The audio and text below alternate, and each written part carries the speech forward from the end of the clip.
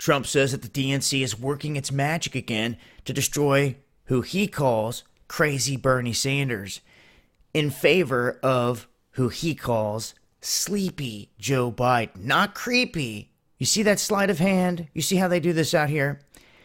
Well, for those paying attention, they're setting the stage, obviously, with all their picks.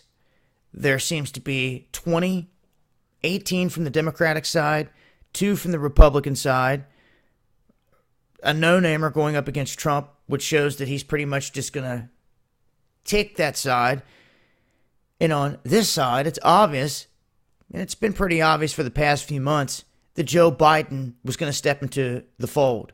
Even though he just made the announcement official the other day, the Iowa caucuses were some time ago, and they had him in the lead.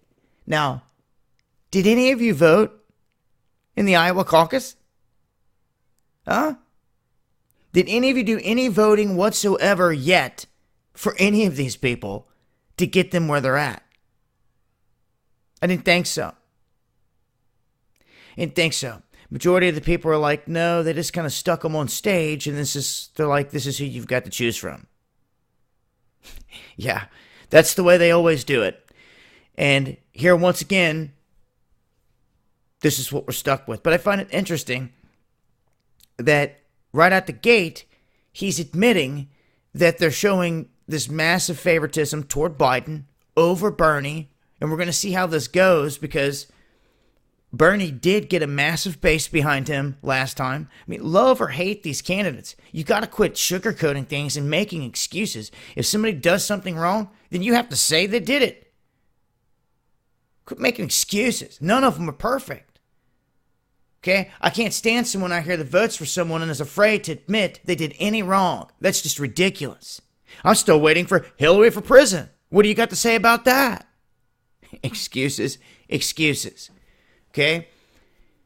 So what are the next series of slogans going to be from all these guys on this run? Well, we're about to find out.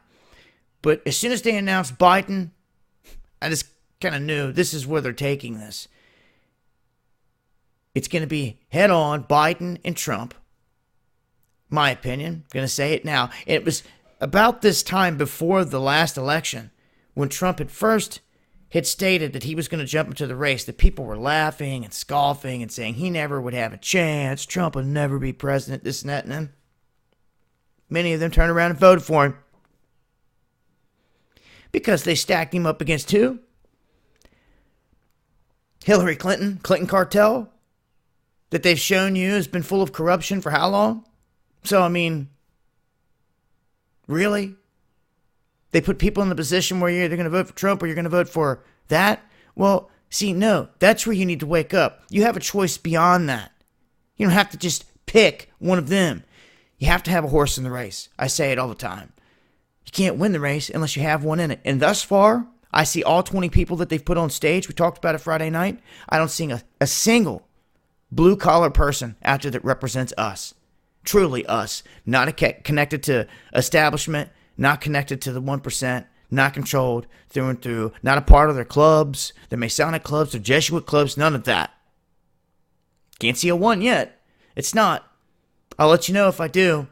But thus far, it seems like the people just can't seem to get it together and support a person and protect that person like they would protect the Pope. Because that's what it's going to take. But it seems like people are oblivious to that. Maybe here soon they'll get it, and you'll get behind someone that's real, that you resonate with, that truly represents you, that's not taking in dollars from lobbyists, that's standing with you in the streets.